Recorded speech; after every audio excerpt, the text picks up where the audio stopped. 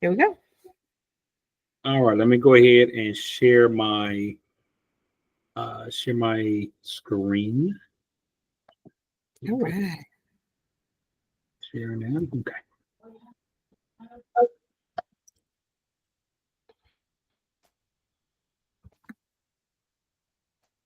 All right, are we there? Yep, there we go. Okay, good. Mm-hmm.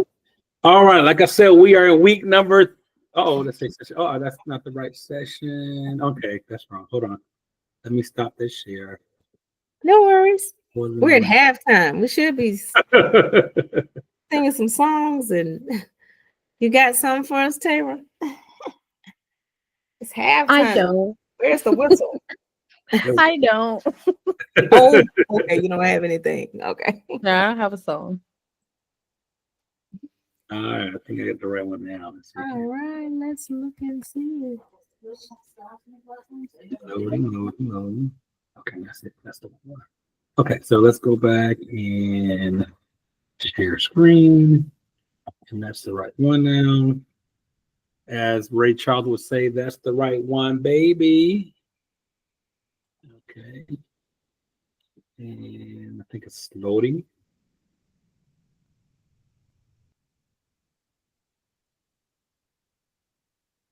Going so slow. Okay, there we go. All right, like I said, session number 5, week 3, halfway here. And today we're going to be talking about financial strategies. There will not be any homework tonight to give you all an opportunity to continue tweaking the homework that you've already been giving, tweaking or finalizing the homework you've been giving in the first 2 weeks, first 4 sessions. And I've returned, I think, all of the homework from everybody that I've received thus far should have got a response from me now. All right, so today I'm going to quickly go through the business plan template that I sent out last week and promised that I would mention today, because as we are starting to finalize your homework, I want you to be able to copy and paste that into a document, and that you can actually have to start working on the remaining parts of your business plan after the course ends. So we'll review not only the plan document as an empty document, but I'll also show you what Office Leverage, the fictitious business we're working with, how they actually put their entries into that document. And I think I sent a sample of that last week in the email that I sent to everybody on Wednesday evening. I'm going to mention again the market day expectation, because it's 3 weeks away. Now we're halfway in. And then we'll go through reviewing the business management profile and the target market profile homework that was provided and asked of you on last Wednesday evening. Then today we're just going to talk about money strategies. What is cash flow? Well, what are some financial strategies based on what I call the financial 6 fingers? The things that you're really going to be monitoring as you start to build up your business. In the future, I want you to know there are some financial indicators that gives you the health of the business. And I call it the financial 6 fingers.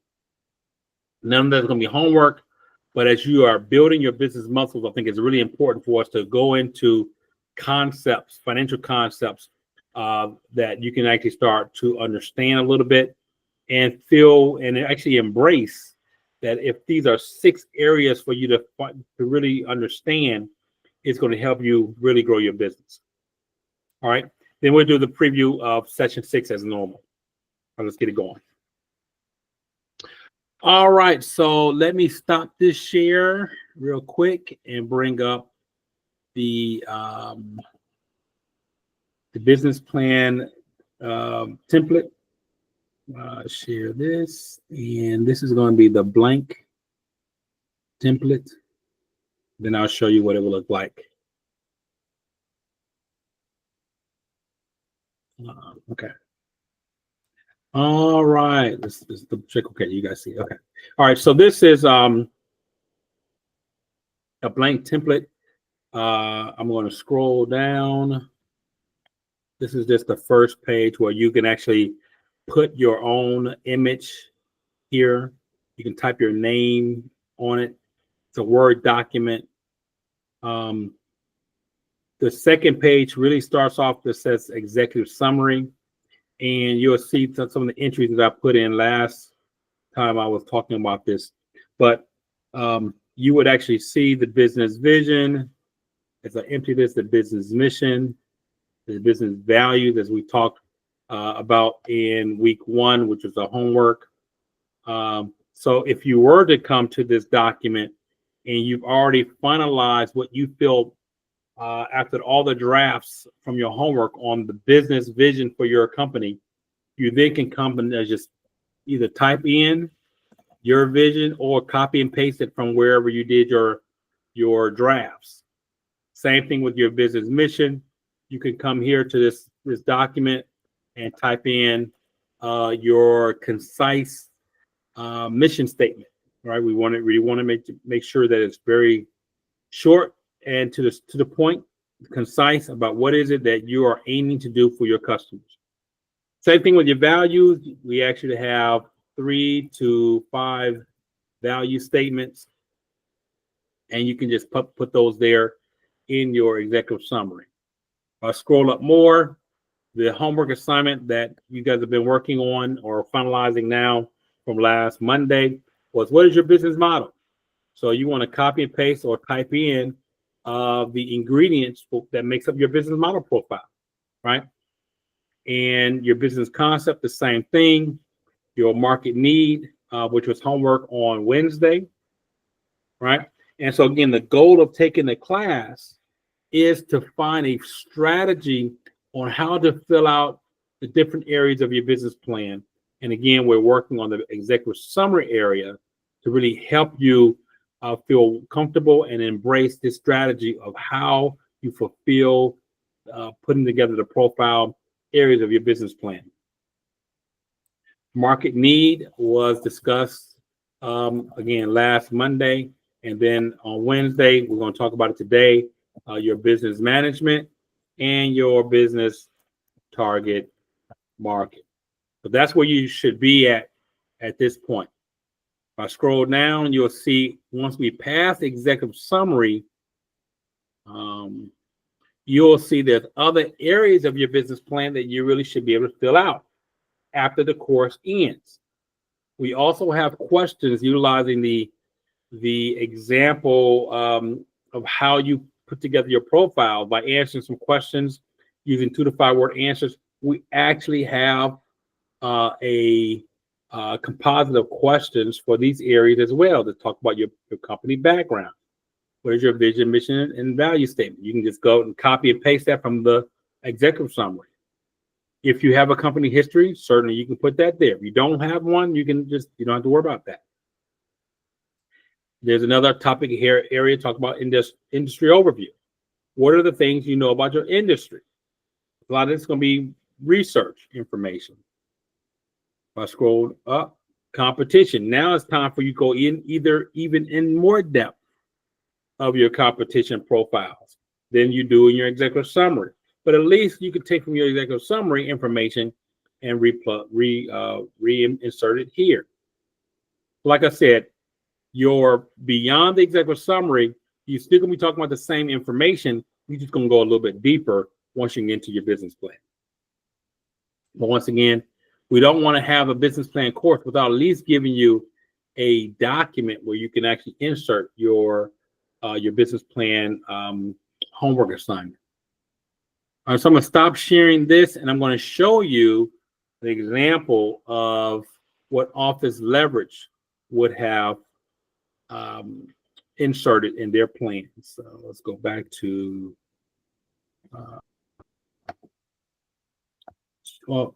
sharing the Office Leverage. Oh. Okay, here we go. So once again, I'm going to scroll down. And now you can see the executive summary again, header, and the business vision that we put together for Office Leverage. Office Leverage provides business office training to business and individuals in metropolitan Atlanta. So they said what they do, They say, well, what their name is, what they do, and who they do it for, and the location they did it in. They do it in right on that one sentence. The name, what is it they do, who they do it for, and where they do it at. Then they have a measurement. By December 2028, we will accrue revenues to $945,000, attain 315 on-site contracts, and grow to 3 trainers. All of that is what they look to do in the future because they're not doing that today. So that's an adequate vision statement because we actually can look at milestones. Maybe in June of 2027, you can see how much you have accrued up to June 2027 in revenue. You can look to see how many contracts you've accrued up to June 2027 and how many trainers you currently have on the roster now. And based on that, you can see whether or not you are trending or tracking toward December 2028 to see whether or not the revenues you're going to be able to attain, the contracts, and if you're going to be able to eventually get to the 3 trainers. Because you have a vision statement, you can see what your performance looking like, and you can make decisions. You can make decisions on any changes that might be needed. Here is Office Leverage. They copied and pasted from their drafts their mission statement. It says, we inspire business innovation and empowerment by designing training programs to improve employee productivity. So every customer experience, every contract they get, this is their goal, to inspire business innovation and empowerment through constructing training programs specifically for each contract, which is different. But ultimately, their mission is to improve employee productivity by ensuring they know shortcuts in Microsoft Office. Every customer experience is what they try to achieve in the business mission. But it took them a while for them to come up with this particular sentence.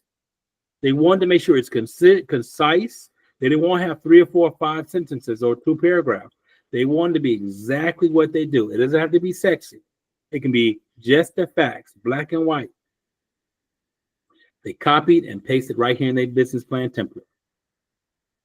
Business values, their core values, they may have brainstormed and have 25 values that they really want to showcase. But these are the top 5 that's most important to them.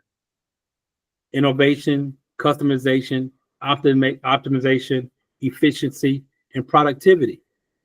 And if they were talking and trying to get a contract, they can probably talk about each one of them and why it's important to their customer, why it's important to the company, that customization is important, why that's a part of their values, why it is something that it can be a value proposition for their clients. Their clients would love the customization, right? The client would love why they have an innovative approach on training. The client might love the fact their optimization of the investment the client has in Microsoft Office. They bought this particular application. The employees are not very good in it. They want to ensure that they're optimizing their employees' knowledge in that investment. They want to make sure that their clients, their employees are now efficient at how they do their business. And if they're efficient, that means more likely they're productive. And being productive means the customers is making money. So these are the values that the business has and the values they feel that the customers will see a value in it for them.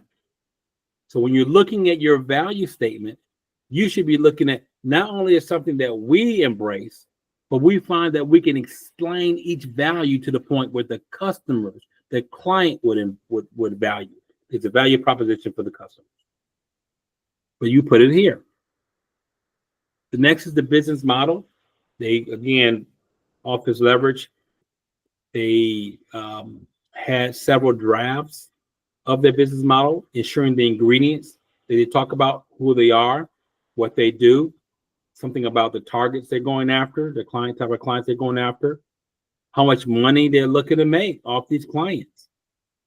That's all a part of the business model. They don't have to go too deep, but they can go surface-wise. They can discuss those ingredients. A little salt, little pepper, little paprika, but all the ingredients are there.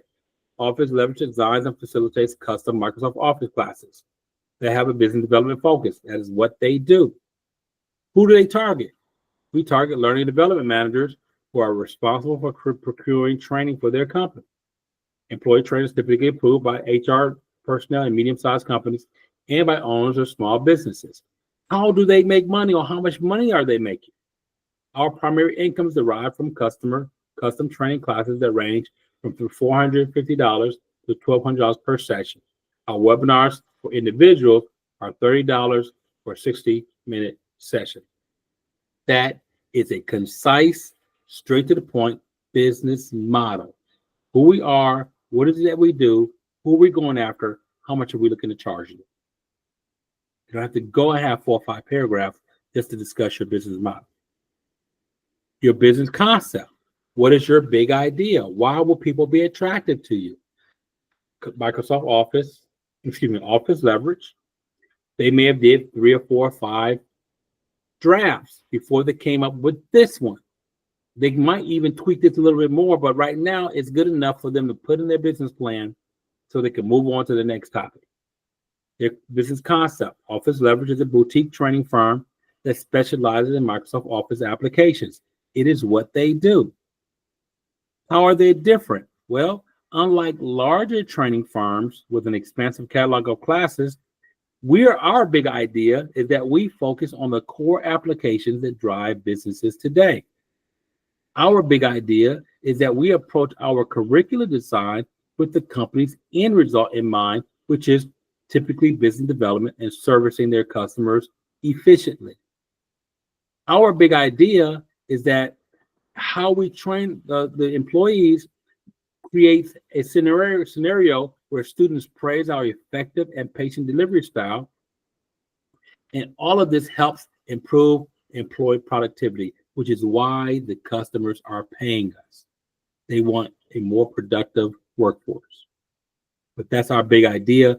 This is why they will be attractive to the way we do it versus other training firms that are much larger. So they copy and paste that into their business plan. The next is their market need, which means they had to do a little research. They had to come up with some evidence on why there really is a need for this service, that the market is the people. There really is a need. Give me evidence. I'm sitting in a jury box with 11 other jurors, 12 of us. Give us a reason why we could believe that there really is people who want your product or services. Okay, here we go. Here's the market need Office Leverage did some research on. Office Leverage was founded to help companies optimize their investment in Microsoft Office by increasing employee productivity. The American Society of Training and Development estimates that U.S. organizations spend $109 billion on employee learning and development annually. So somebody is spending money. Who is that somebody? Because I have to attract their eyeballs to what I got going on. Who is that somebody, and why is it that they're spending this money? Well, in metropolitan Atlanta, there are X number of businesses with 20 to 500 employees. Here's why they spend the money, who typically do not have an in-house applications trainer. So they need an in-house applications trainer. There are X number of small businesses in the local entertainment and professional services who would prefer targeted online training instead of sending an employee to an off-site class. So that's evidence that, number one, there's money being spent in an industry. We now know who is spending it, and we now know why. They want to optimize their investment in Microsoft Office applications. They want a productive workforce. That's why they're spending the money. That's the who and the why. And it's all because of the little research you did. Who is spending the money in your area of expertise or your area of business, and why are they spending it? What evidence do you have that shows a real market need? And then we talked about management on last Wednesday. Here's what Office Leverage noted about their management, their background, their tags. That's why it's founder and CEO of Office Leverage. What is his tasks? He is responsible for business development, curriculum design, and company operations. Why is it he can do that? What is evidence about his background that makes him feel comfortable that he's the right person to do those tasks? Well, that's why I managed the training program for over 650 employees in the Atlanta office of a global insurance company, where he earned a Microsoft Office Specialist Master Certification, Director Certification. It is not that he can do something, it is that he's done it. And here's the evidence. He has taught over 1,100 classes in Microsoft Office and other software applications. Now, as the company grows, there will be a need for 3 trainers, a vice president of business development, and a vice president of operations. Once this draft of 4 or 5 times going through and taking this out, Xing this out, adding this, this is a draft that Office Leverage came up with, and they decided to copy and paste that right there. And the last area that we talked about last week is the target market. Here's what Office Leverage said about their target market. Human resource directors, managers, and vice presidents in metropolitan Atlanta and surrounding counties in Georgia are our ideal client. Decision makers in this group are typically women between ages of 28 and 25 years old. Their buying decisions is motivated by end user satisfaction, limited administrative work, and personal career recognition for their selection. Their priorities being an advocate for their end user. They are driven by positive feedback from colleagues who attend the sessions, and they will stay with a vendor that provides desired solutions and most likely will not bargain hunt if they are proven the results from an existing vendor. We talked last week about the target market, which we want to talk in a few minutes. But as you see here, they copied and pasted their draft, their final draft that discussed one particular group, the corporate group. Now, they can certainly add a draft here for their small office group and their individual group that talks about what they look like, what they like, and what they may be loyalty to. The demographic information as well as the psychographic information, but are all copied and pasted here. Now, moving forward, there's a competition draft, there's a market objectives draft, operations, funding needs. All these are drafts for the executive summary. At some point, Office Leverage will go in and they actually start drafting out the other areas of their business plan, like you all will do at the end of this course. But we want to give you all both, not only a blank copy of this business plan template, but also an example of what yours could look like by looking at Office Leverage. All right, so now you have that. You can review this. Stop sharing this. You can view not only the document that I sent, but also anytime you want, you can review the link that reviews this recording of this class. All right. So that is that. Any questions? Any questions, Tabor, regarding the template? No. Okay. I'm good. sorry. I got stuck in my throat. Oh, no problem. No problem. Okay. But I want to make sure that if you, for some reason, did not get the template, both templates, you should, let me know so I can make sure I send it out to you. But you should have gotten it last week. I'm gonna look right now, actually. Okay. But I do have to. Well, can we talk after class and everything? Sure. We can talk without, with the recording off. So, but you should have a Word document of the business plan template. Then you would have maybe a 2-page PDF of the example for Office Leverage with the same information, maybe a 3-page. But again, I want to make sure that you do have those examples to get a kind of a warm and fuzzy blueprint of how yours should look, right? Okay. Okay. I'm going through each email. Okay. In the meantime, I'm going to go ahead and share the presentation. Where did I go back to the presentation? Because we're going to go over the homework now. Oh, yes, I have it. Very good. Very good. All right. So on last Wednesday, we talked about, again, your business management and your target market. You did give me your homework. So I gave you a little bit of feedback on that. And so once again, what we want you all to do is review the questions for this area using 2 to 5 word answers. That is the strategy that we're going to take to help create or draft out your management section. In this case, it was asking you these questions: who will be managing the company? Why are they qualified? Why are they qualified? Your tags. What positions will you need to fill now or in the near future? And how many people will you need on the payroll? Now, there could be 4, 5, 6 more questions we have here, but our goal is to get you to embrace this strategy of just asking and answering a few related questions to this area to help you draft out your management area. What I want to call for this particular profile area, I do want to call the attention to looking at your qualifications is not just to say, as an example, I'm good with people. Why are you good with people? Did you get an award saying that you're good with people? Do you have some experience on feedback that people provided you that you can feel will be worthy of putting in this area?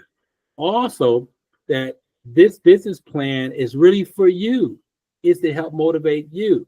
Your management is really looking back at why did I even want to start this business? It's not just because I want to provide, I have empathy for people for a particular product or service, but it's also because of my background, my abilities, my talent, my abilities, my gifts, and my skill sets.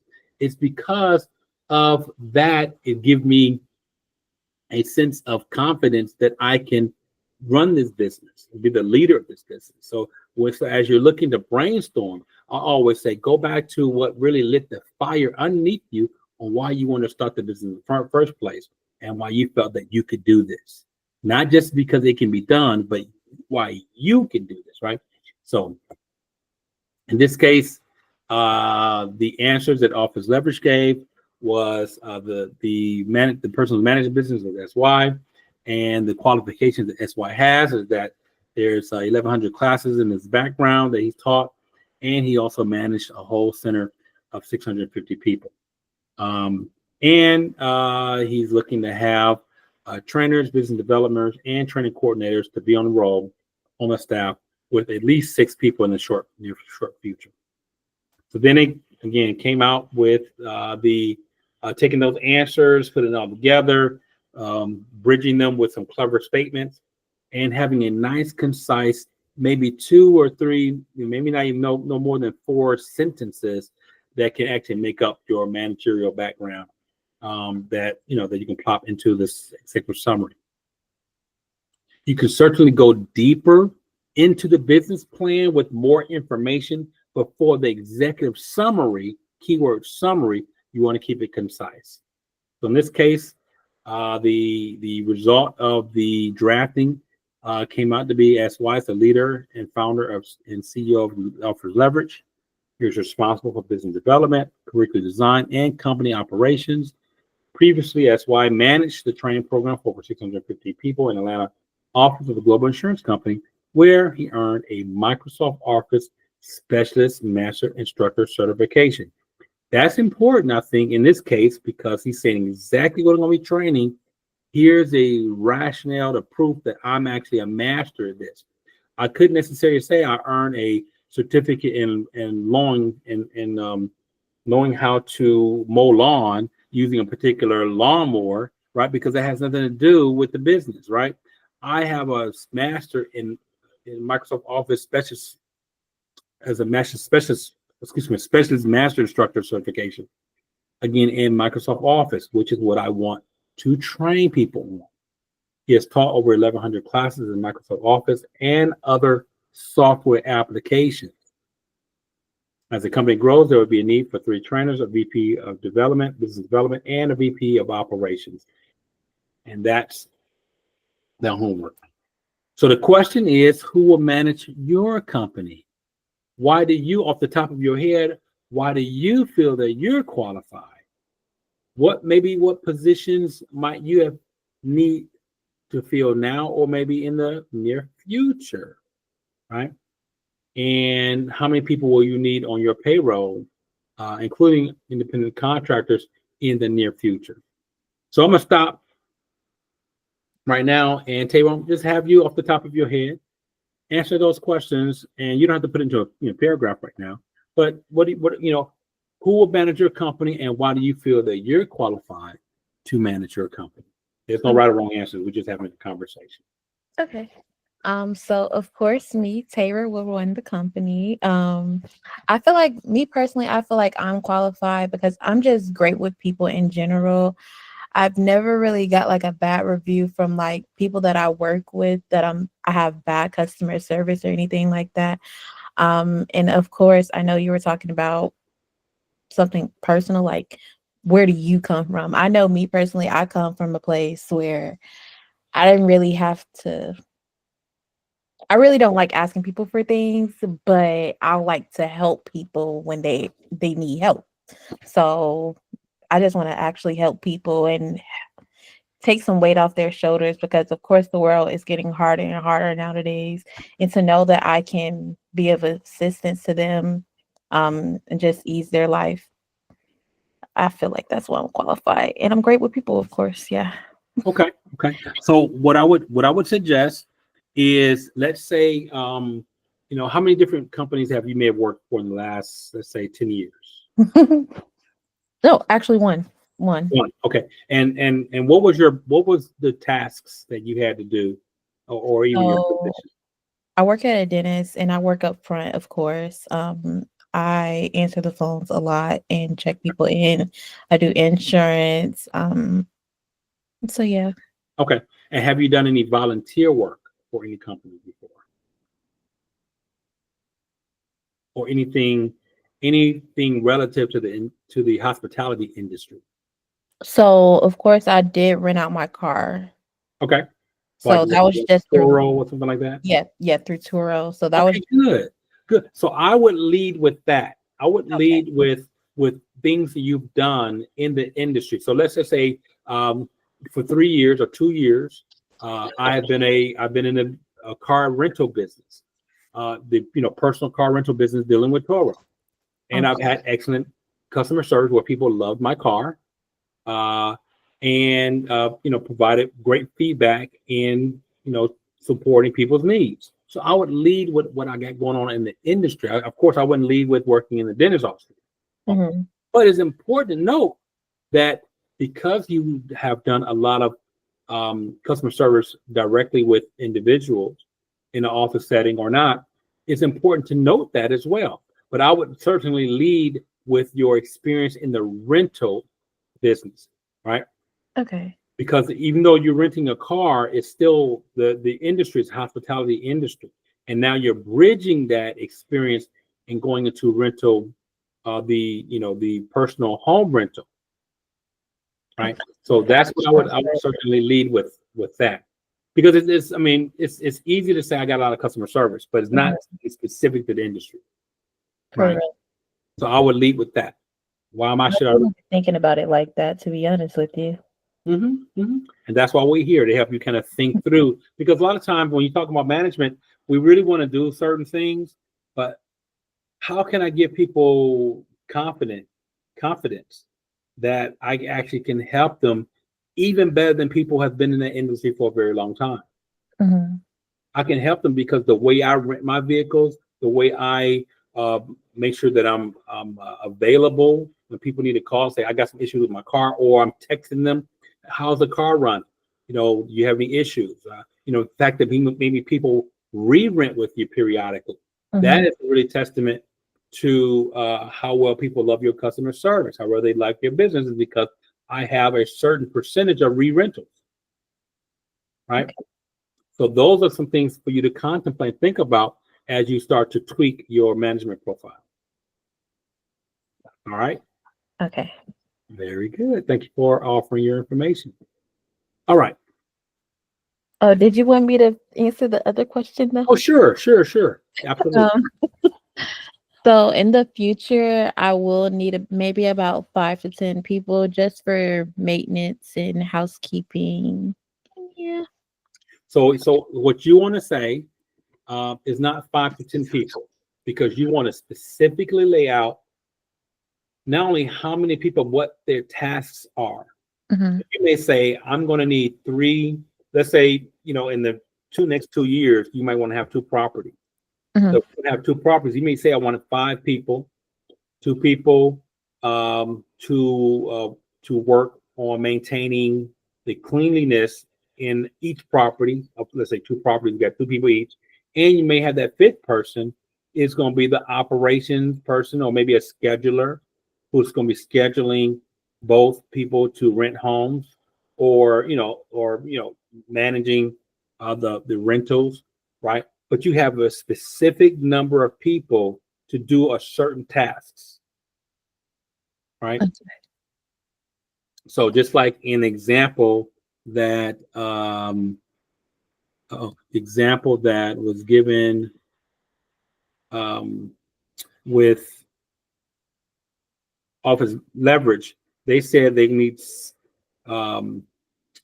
6 people, and the 6 people were 3 trainers, 1 business development person, which is a whole different task than the trainer, a training coordinator, that's 5, and the 6th person was going to be the CEO, right? And so, but each position is not necessarily a person per se. I got my cousin doing this, my wife doing this, my friend doing this. No, it is the position, the tasks that goes with those positions that's important for your consideration when you think about how many people you're going to need. Okay. Very good. All right. Well, thank you. You're welcome. All right. So moving on, the other homework assignment was for us to talk about your target market profile. And I always go back to say this is my favorite topic, because if you don't know who you're targeting, if you don't know who's going to need you, you really can't adequately say whether or not you can make money or not, or if they are even in your neck of the woods. So it's important for us to know who we're targeting, opposed to I'm just target everybody. Everybody going to want to rent a car. Everybody going to want to rent a house, right? I need to know who's my low-hanging fruit. Can I really close my eyes and tell you some characteristics of the people that I really want to market to? Because if I'm going to be putting together a flyer, I'm going to be putting together a video, a little video thing, I want people to watch a little commercial, I know who I want to watch that, because they're going to get excited and saying, that's exactly what I'm looking for. What are the characteristics of the people that are going to rent your car out? What are the characteristics of the people that's going to rent out your property, right? And again, whatever your product and services, for those that are listening to this review, that's what you want to be thinking about when you're answering these profile questions. So the questions that Office Leverage answered was, where are your customers located? Are they global? Are they coming in from out of town? Do they live locally? What is going to buy? Who's going to buy your product or services? What do you know about them? Are they in a group of people? Or they have a certain characteristics about what their movements are and what they do, how much they make, things like that, what they look like, do they have kids? What are the characteristics? What do they look like? Again, describe your target market in a couple of sentences. And where will you promote your company? All right, as a part of your target market is, now I know who I'm targeting, where are they, so I can promote in those areas, those spaces where they're going to be at. So as far as target office leverage looked at answering these questions, they said their customers are located in metropolitan Atlanta and the surrounding counties. These are the people they want to train, not in South Carolina, not in Miami, not in Alabama, right? In metropolitan, not even in Macon in this case, not even Macon or Canton, Georgia, up in metropolitan Atlanta and the surrounding counties. So who is going to be buying the products, right? Small business owners, training coordinators, HR people, some individuals, and again, where they're going to promote their business. They took those answers, tried to be a little clever on how to bridge them together to make sense, and they came up with this particular target description for one of their targets.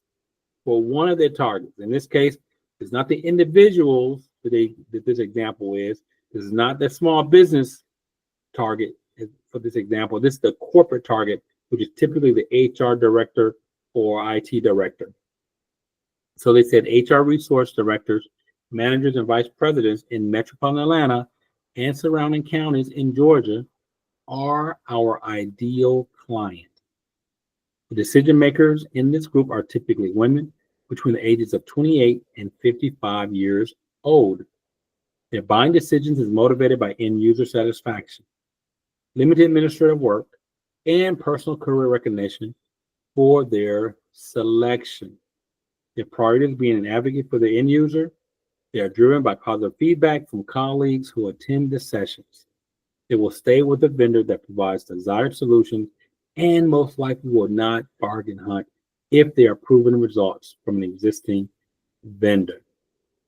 For this particular target audience, they're going to employ a relational marketing strategy that reaches HR professionals at targeted companies via personal calls. They're going to do some e-blasts. They're going to participate in some forums, and they're going to participate by having some trade show exhibitions. That is their target description. This is a concept board of what their targets would look like. Of course, they could have put a guy on here, but they're saying the majority of their targets are more likely, or majority is going to be females between 28 and 55 years old. And once again, they talked about what they look like, what they like, and loyalty to. They want everybody. They can train any and everybody, but they have to be smart. We have to be smart to be really, really restrictive of who's our low-hanging fruit and what do we know about them? What are their characteristics? So in your case, Tara, I might say, I'm looking at families of 4 or more that I want to rent to because they may want space. Instead of having a small hotel, they would want to have a home-like setting with multiple rooms. They would want to have access to a vehicle so they can go explore local spots. It might be, I might have another pictorial group of friends, college friends, sororities or what have you, where they may want to go on a girls' trip or a boys' trip where they will want to have multiple rooms and they will want to have a local car. So I might have a pictorial or contemplate those as groups, small families of 4 or more, young people that go on groups.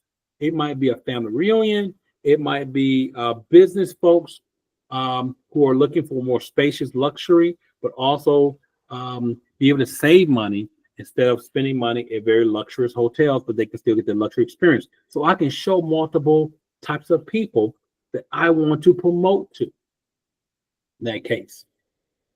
So now the question is, from the homework is, where are your customers located? Who is going to buy your product or services? What do they look like? Can you name and describe some of your customer groups? And where will you promote your company? Just some off the top of your head. Now, again, if I'm looking at customers, you know, who does Hilton or Airbnb, where would they say they find their customers? More likely, they would say they find their customers online, right? Not necessarily in a specific area, but globally, and more likely people are going to try to locate them online. So I'm going to just slow down and stop again and ask for you all to share. Hey, Sonia, you have made it to class. Good to see you here. Hello. Thank you. We're just doing a review of the homework from last week. And so, Tara, if you want to just kick off, you know, what would be some of your answers off the top of your head? Where do you think your customers are located? So my customers will be located most definitely in Atlanta, Cobb, Decatur, Gwinnett, most likely the surrounding areas of Atlanta. Who's going to buy the product? You changed my answer basically. I will say diverse families. So whether it's a one child and a one parent or three children and two parents, it doesn't really matter. Most definitely going for families, and still even individuals that do struggle with having a place to stay or having a reliable transportation. Um, I also want to look into those who are in Section 8 because I know we do need those too. But I So kind of are you doing long-term stays? Are you doing vacation? Are you going after vacationers or are you going town? Are you trying to have 6 month to a year rental? What are I'm you? doing both.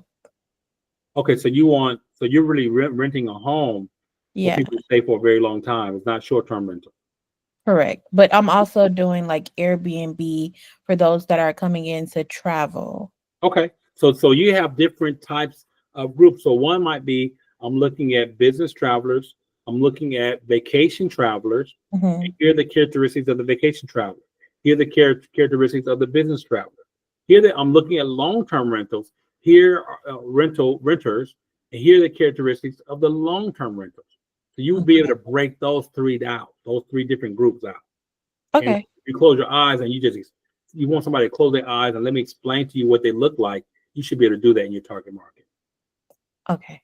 Okay. It's not about what you want, it's about what they need. Mm-hmm. Here's what they need. Here's what my target markets need. And here's the solution that we're going to provide for them as an action. Okay. As an option. Okay. All So right.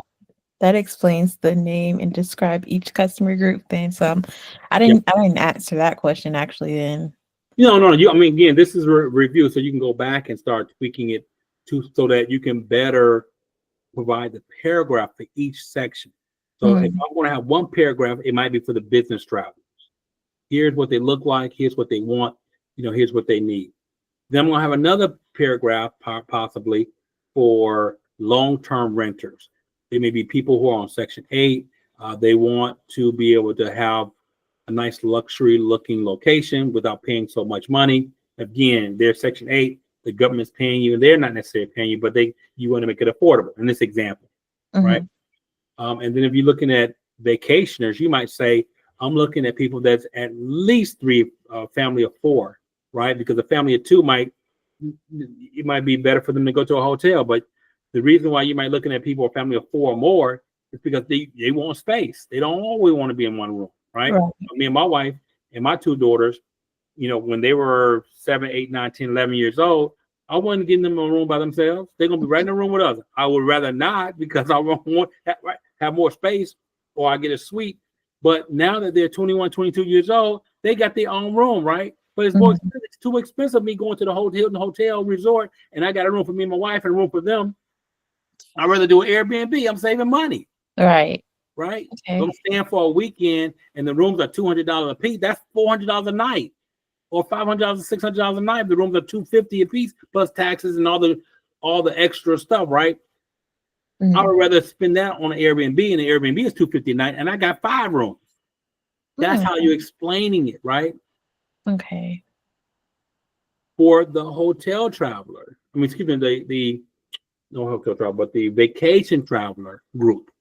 Here's what they want, and I'm not talking about someone who's a couple and a small baby, because that might not be your main attractive customer. But someone who there's a wife and a kid, husband and wife, and they got 2 kids, and the kids are over the age of their teenagers.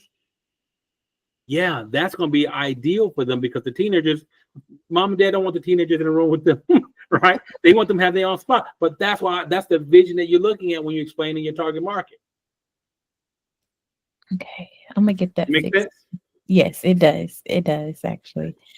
Sonia, I'm going because I want to get through the rest of the stuff. So Sonia, since we're talking about the target market, you want to talk about this on the top of your head?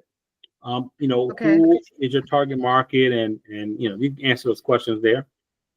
Okay. So, Where they located? my customers are located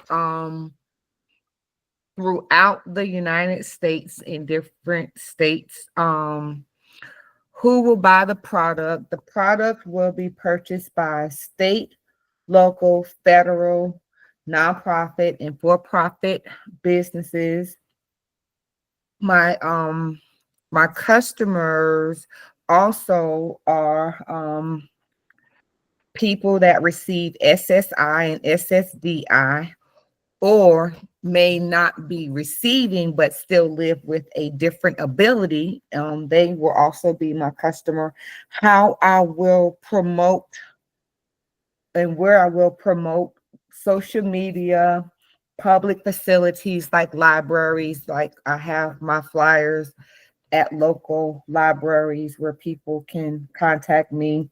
Cold calling, referrals will be how I would promote.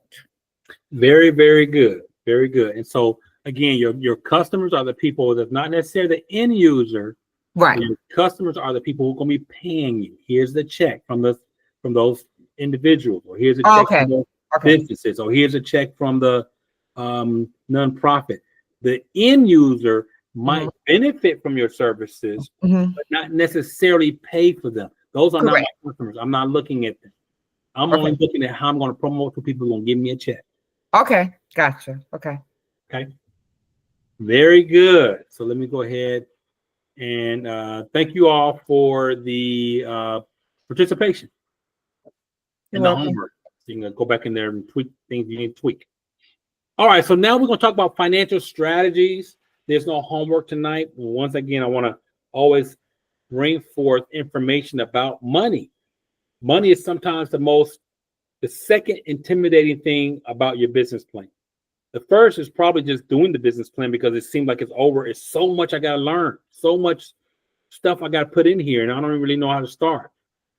The second part is, how much money should I pay myself? What are these different financial terms? What do they mean to me? So while we can't review everything to the nook and cranny, go really deep, we can go on the surface about making sure you understand some information about your financial terms and why you are doing this. So that's what we're going to talk about. So first, let's just talk about revenue. Let's talk about the benefits of you getting money coming in.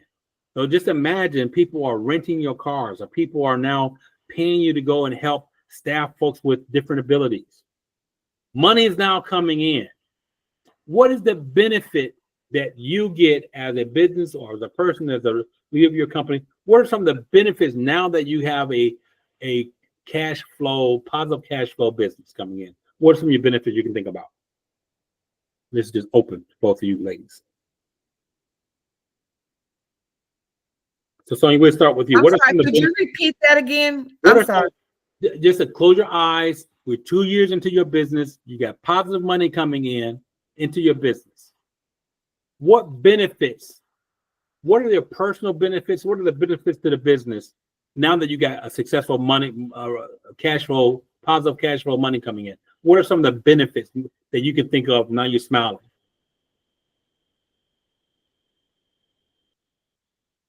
Can you have more time to yourself? You can now I can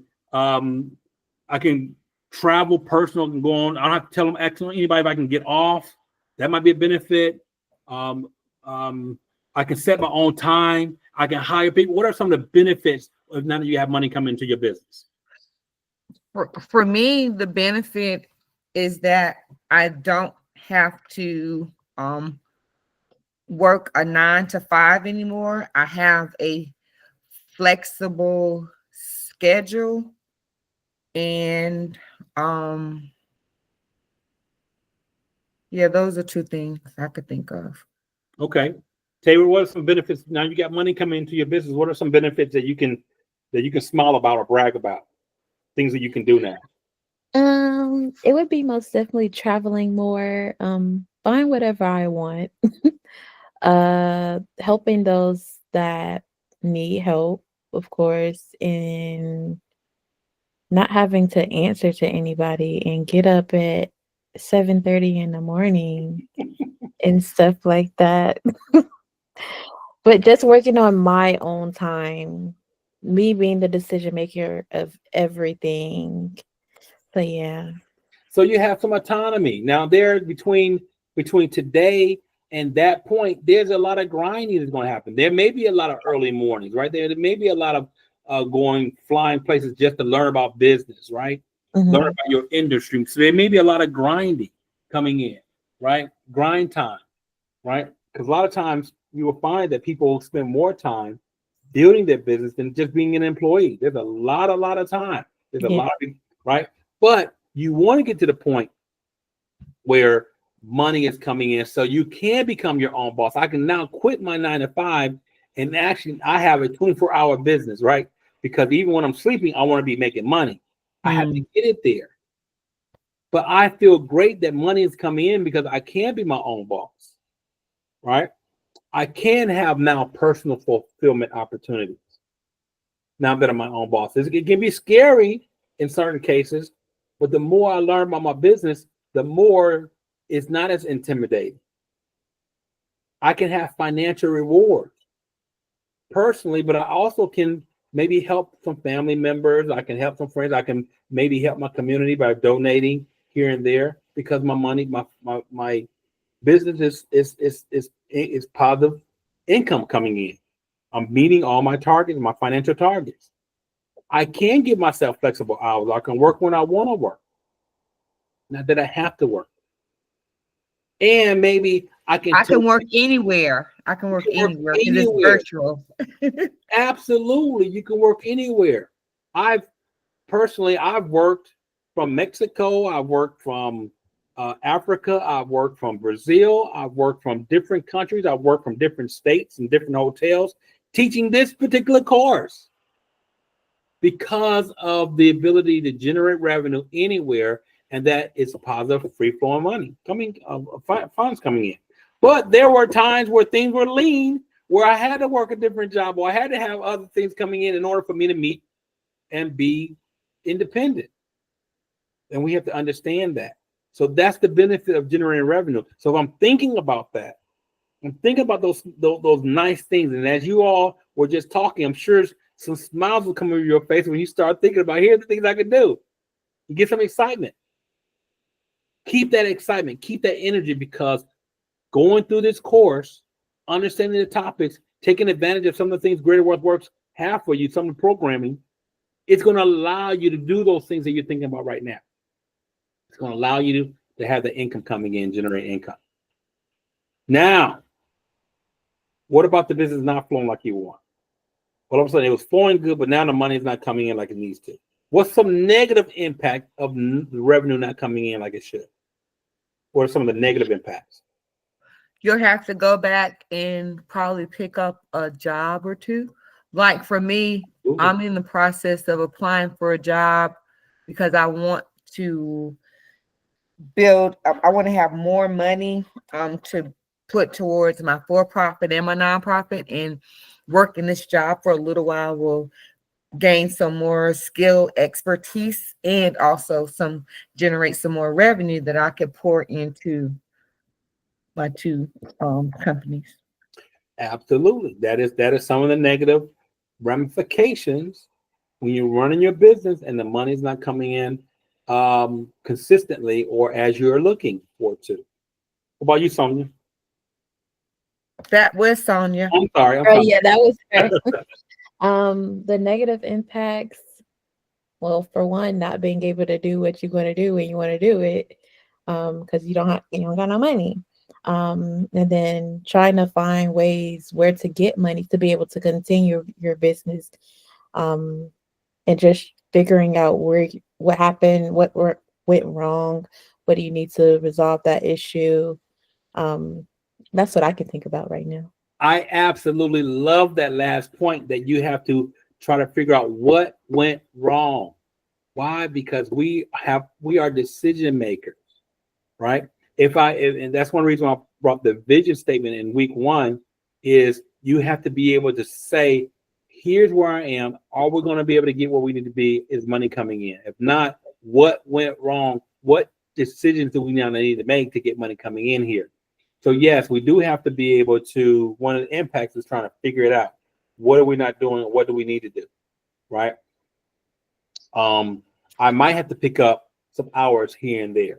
I might have to lay off some people, right? People are being laid off right now, not only just because of the government is doing some crazy stuff right now, but because the government is doing some stuff, a lot of people now in businesses cannot buy products overseas that they were selling for a nice, respectable income.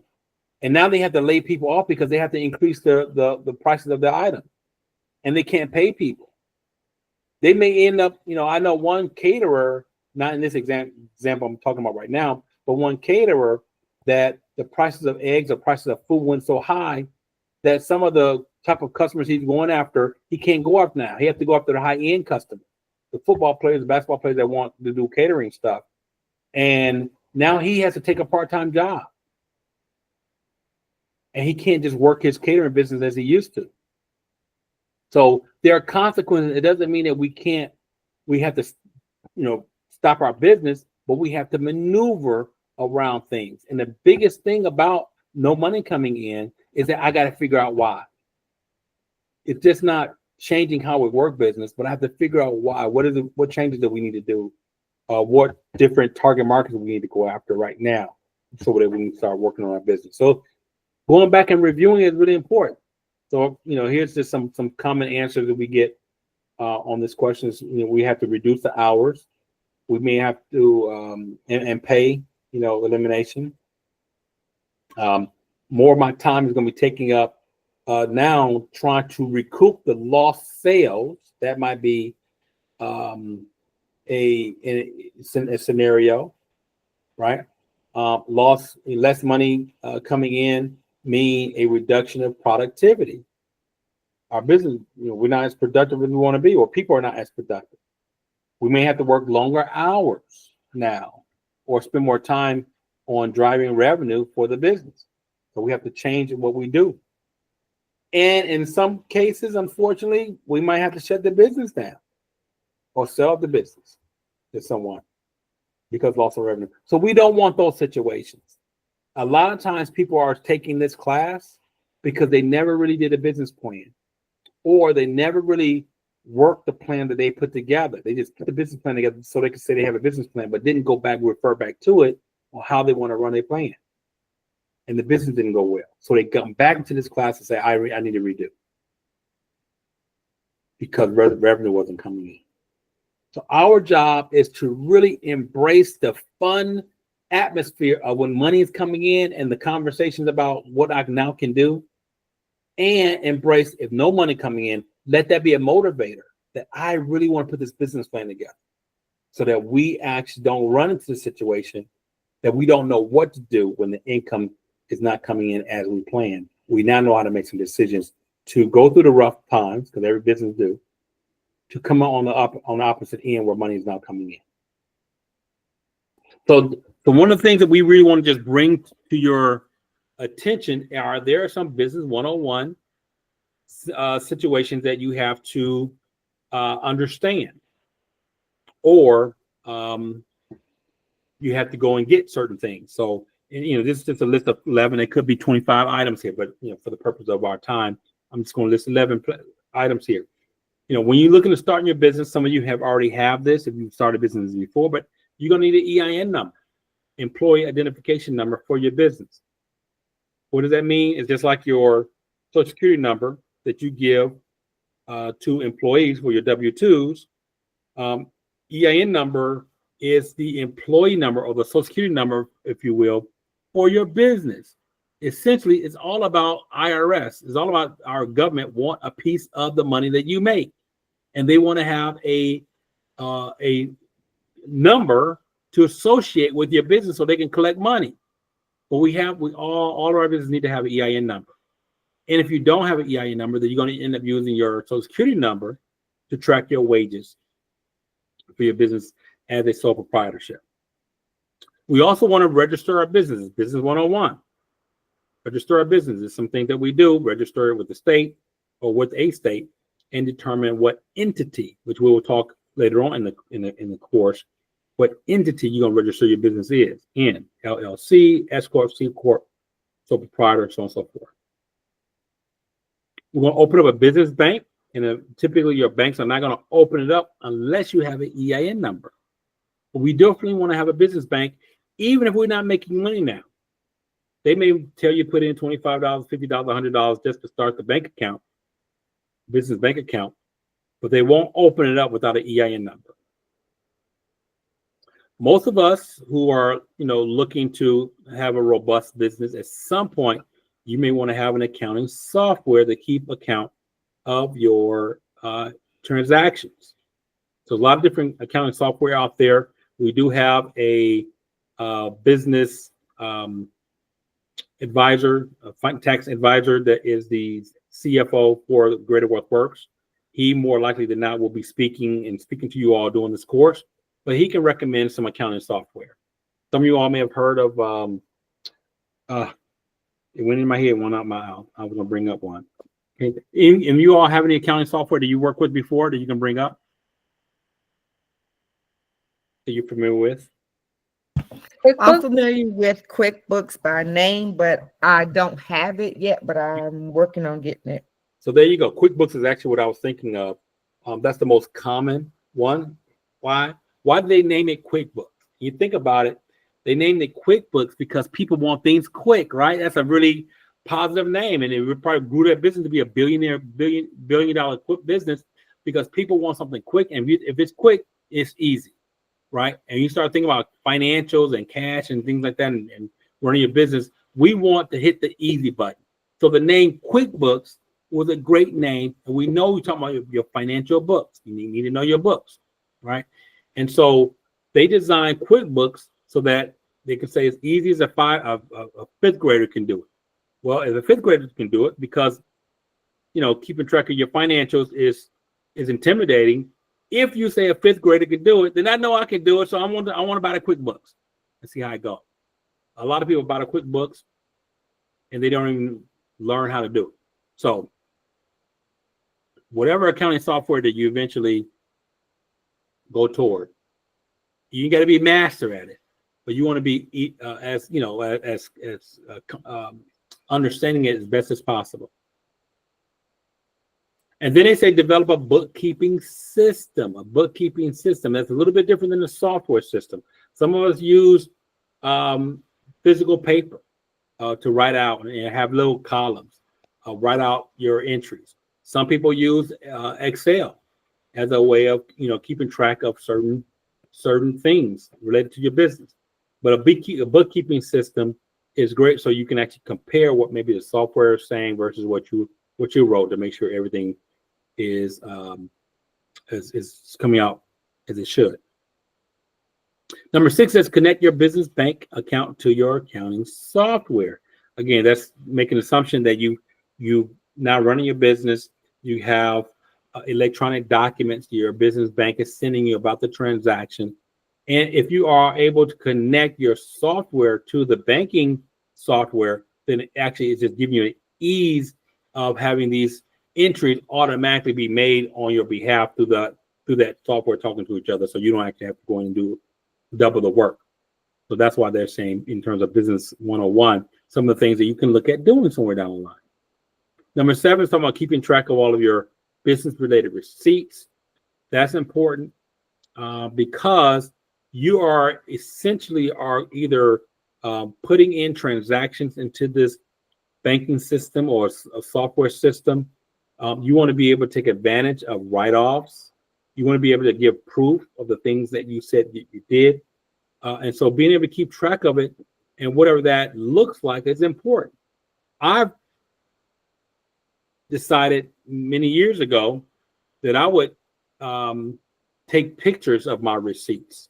I would take pictures of my mileage before if I'm using my car and want to write off mileage, I'm using my car before I go somewhere and take a picture of the odometer of where I'm going. And then when I'm done with that round trip, take a picture of the ending and I'll email that to myself.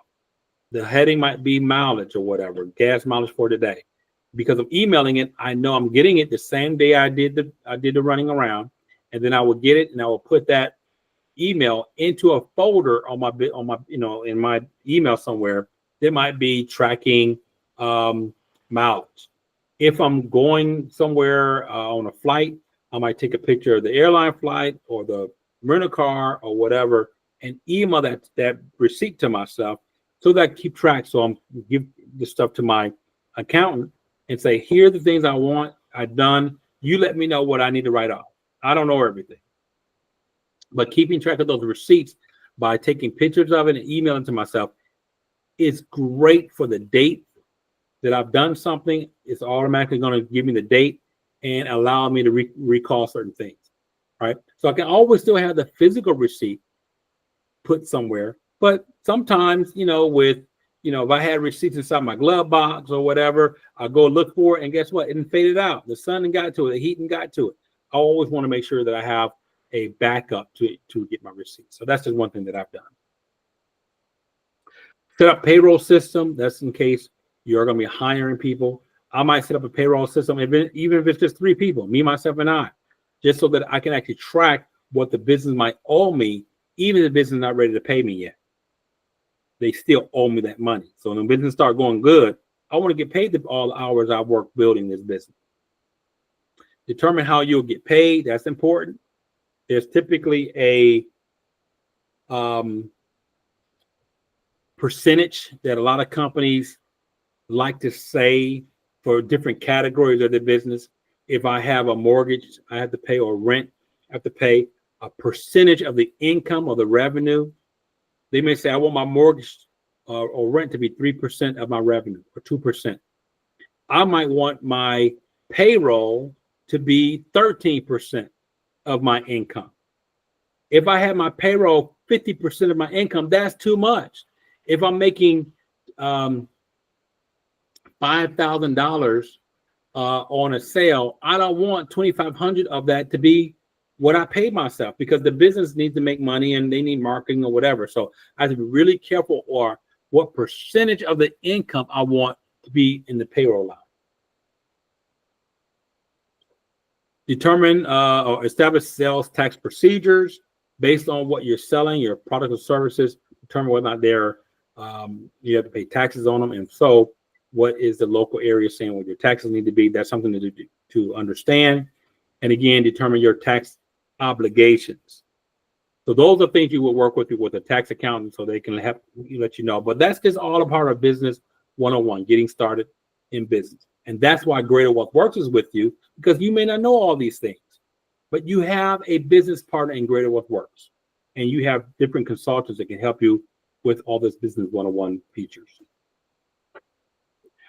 Some benefits of tracking your expenses, some additional benefits is, again, it helps you understand the business cash flow. So if I'm tracking expenses coming in and out, money's got to be paid. Expenses are where you're paying things out. So it's going to help me with my cash flows. Whether I need to have more cash flows, because now I'm going to my own personal bank to help take care of these expenses. Allows the business owners to gauge how profitable the business is going because I'm tracking my expenses. Identifies potential cost savings by tracking your expenses. Tracking expenses keeps the business owner within their budget. Identifies unnecessary expenses. Promotes better financial planning. Enables better control of cash flows, and easily detect any fraudulent and unauthorized purchases. So some of the ways of you tracking your expenses is through your bank statements. If I know that these are these transactions I had, my bank is actually showing me these transactions, I actually can see the transactions from the receipts that I've accumulated. All that helps you ensure there's no fraudulent activity going on. But again, you'll learn that along the way. These are just some of the things that, none of this is homework assignments, but these are the things that we help you working with consultants to help you build your business muscles. Okay. So bank statements are important not only in helping you track your expenses, but also help you reconcile what's going on in your business. Did I have a question? I heard a beep. Did I have a question or something? Yes, Sonia raised her hands, Coach. Okay. Quick question. Is there a fee to work with consultants. I've heard you mention that a few times, and I wanted to know if there is a fee for that, and if there is a fee, what is the fee? Okay, so I will let Jamise talk about Yeah. the consultation opportunities that you have with Greater Wealth Works. Yes. So right now, and Rachel and I are shifting a few things because everything has changed, as you all know, in 2025. So right now we have the complimentary ones, but that is going to stop soon, in that you would get the first 3 at no cost, and we have not yet confirmed what the price of consultations will be after that. So if you've not taken advantage of those 3, then you'll still be able to have those, but we are shifting. We don't have a date, probably summer, right? 6 months in, so we can give some time to position it, because what we found is that when people have skin in the game, and the value that we give as well, when they have skin in the game, they're more apt to, show up. I've had a lot of consultations this year and a lot of no-shows, and I could have been booked with someone else to help them. So that landscape is changing. I did hear that in the past, Greater Wealth Works did charge a nominal fee, but we believe in low or no cost, because the value well outweighs the cost. So stay tuned, take advantage of the ones right now that we have, and you just would let us know when and what time. Well, we need to let you know which is comparable, but that is going to be changing in our runway as we enter into the second part of the year. Is it 30-minute consultations that you have, an hour consultation? What They vary. Okay. They vary. Depends on the topic. We have an intern that I use the word scrub, but she really screens, because she really has that first line of defense with whoever is wanting that initial consultation, and then she triages it to find out what the length of time is. But they vary, 30 minutes to an hour. Okay, thank you. Great So question. I was getting ready to say those are great questions. So I'm one of multiple consultants that Greater Wealth Works have. Majority of the people that talk with me from the class perspective, they go through Greater Wealth Works, but I have a screening link also, where I'm asking you to tell me what do you want to talk about, so on and so forth, so that we are really on point with the class, if it's homework related with the class, or it doesn't necessarily have to be. But Greater Wealth Works may compensate me for talking with you all, but to Jamise's mention, there's going to be a certain number, right? Also, when you work with me or other consultants, they may have certain days of the week they're available, right? So if you're saying, hey, I want to meet with Steve, I want to meet with him on Thursday. Well, I'm not available on Thursday with Greater Wealth Works, because I might have other organizations that I'm working with, and I gave them that day. You understand? When you're working with me per se. So there's dates. There are times where you say, hey, Steve, I went on your link, and none of the times that you're available, to speak, you're all full, or I'm not available. When you are available, I need to do something outside. And typically I'll email you back and say, let me know when you need it, and I'll see if I can make myself available, because ultimately we don't want you saying, I tried to get in and I'm really not knowing what I'm doing, and he just wasn't available. Our job is to be flexible to you as much as possible, right? And that's what we do. Now I'll also say this: if there's a time where there's no more complimentary consultations available, either for myself or others, then there are, at least for me, there is self-pay opportunities. But what I always do is I go to Jamise and I go to Rachel and I say, hey, we're working with Sonia. She has no more complimentary stuff together, but she wants to go on a self-pay with me. Or is that okay with you all? I have to get them okay, because you are their customer first. You understand? And then if it's a one-on-one and they say it's fine, then you might be able to get me on a Saturday, right? On a Sunday, whenever I'm open for other self-pay opportunities. And you may get a Greater Wealth Works fee from me versus what I charge other people. What I charge other people might be over $100 an hour. You won't ever get that, because you're going through Greater Wealth Works. You understand? Thank you. I appreciate that. You're very welcome. You're welcome. Good question. All right, so let me go back into the session here. And so again, other areas of why it's important for you to review your bank statements is, again, you want to do some reconciliation. Make sure that the amount of money that you feel that you should have in a bank coincides with maybe your accounting software or your other ways that you're tracking your expenses. Reconciliation means is a fundamental accounting process, right? You're just reviewing your document that ensures the actual money that you spent or earned, income coming in or expenses went out, matches the money leaving or entering an account at the end of a fiscal period. So, sometimes your bank fiscal period might end, or your banking statement might end on the 29th of the month, but your software is going through the 31st of the month. There may be some differences, and you want to make sure that as you're learning your business behavior, you're understanding, what the reconciliation should show based on those dates being a little bit different. And so that's something just to think about. And again, we'll bring this up later on, but since we're on this topic, I want to make sure that that's something that makes sense to you. It says reconciling your bank statements simply means comparing your internal financial records against the records provided to you by a bank.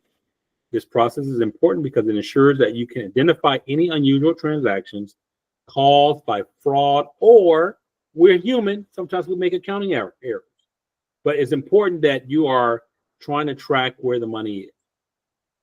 Reconciliation, again, is typically done at regular intervals, such as monthly or quarterly, as a part of normal financial accounting procedures. All right, so now I want to talk about the profit and loss statement. I'm going to talk about this again later on. Actually, I just added a couple of slides that I normally don't bring up until later on, but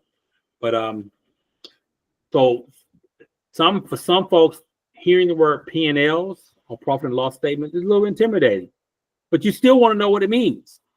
What does it really mean when I'm bringing up my profit and or loss statement? Did I make money? Did I lose money?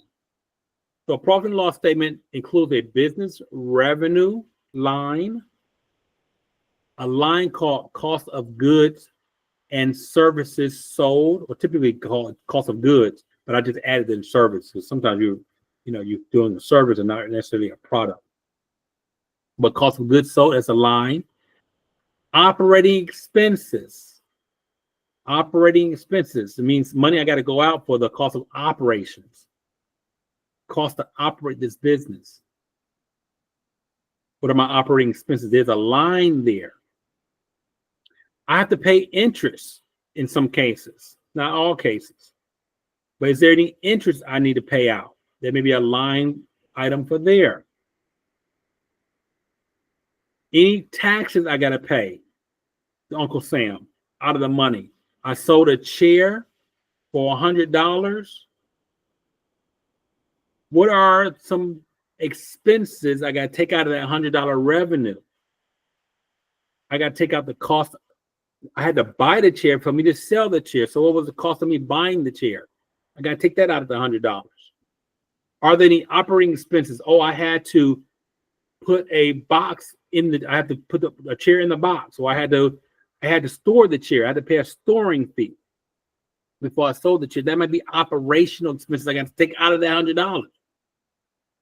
Are there any taxes that I got to pay Uncle Sam for selling that chair for $100? I got to take that out the $100. What's left? So that's what, and we'll show you that in a moment, that pictorial of that example in a moment. So you ultimately want to get a gross revenue to a net income. So revenue is known as the top line, and the net income is called the bottom line. What money am I walking away with, or the business is walking away with? I'm an expense. If I have a payroll, I'm a part of that payroll. That's an expense. The payroll or me being paid comes out before I get to the net income, what the business made that's going into the bank. So we'll show you that in a minute. So next line says expenses are deducted from revenue to provide the net income or loss.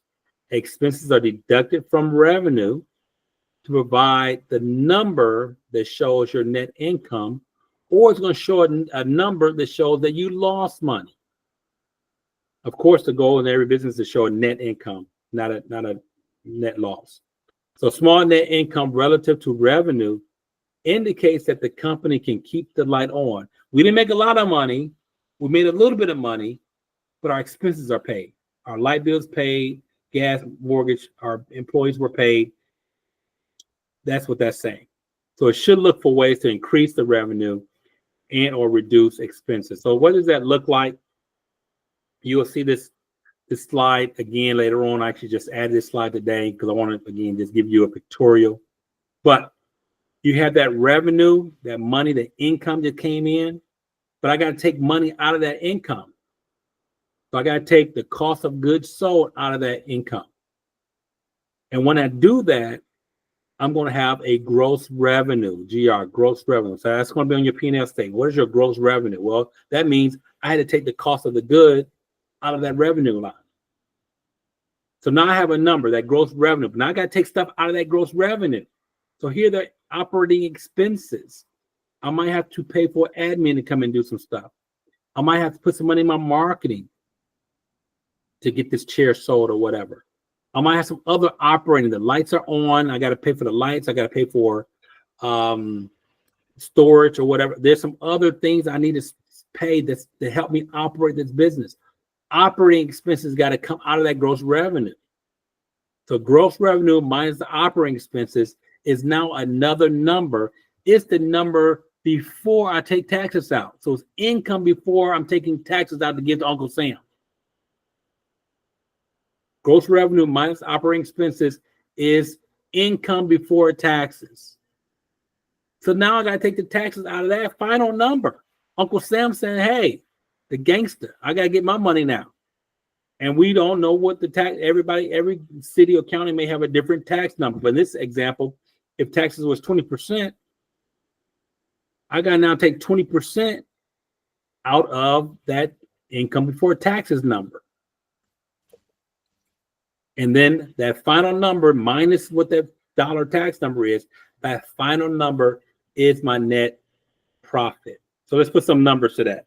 Let's put an actual chair. Example of an income statement. It's a financial model. I got to sell this chair. I bought the chair from Goodwill. Turned out the chair was a historic chair.